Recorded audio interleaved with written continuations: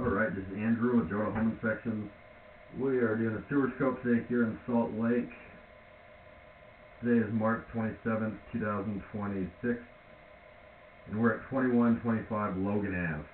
We have the camera pushed out only 46 feet, and I'm hitting a blockage in the line. I've tried getting my camera through here, but I keep hitting all that waste, and I'm not able to get through. I do think I made a little bit of an opening. That's why this is starting to drain. This line was holding a lot of water as a result of this blockage, and so that's going to help things.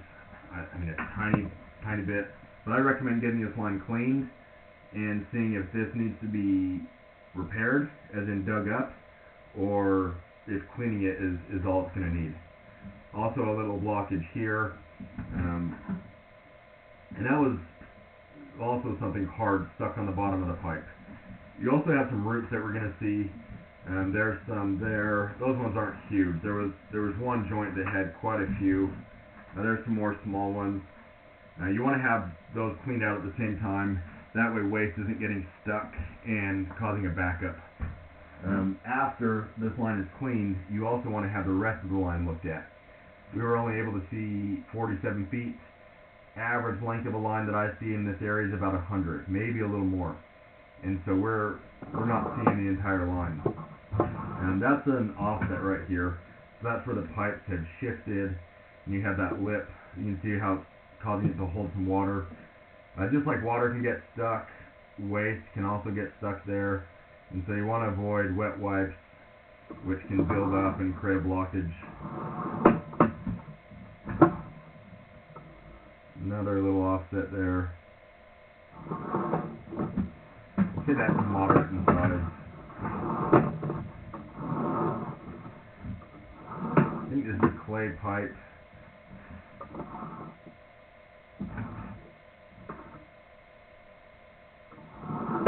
Clay has a lot of joints. It's one of the downsides with clay is that you have joints every few feet, and so there's more areas for roots to work their way through. Once you have roots, you're always going to have roots, and so that'll be a maintenance item in the future.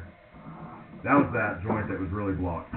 So I mean, right there, more than half the pipe is blocked. I'd say maybe 60% of the pipe. And then on the left side, you can see there's toilet paper that got stuck.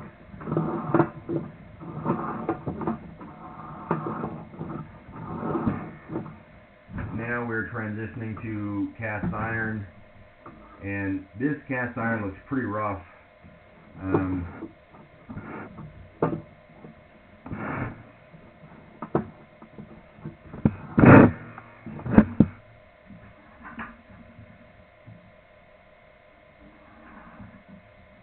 Cast iron will eventually need to be replaced.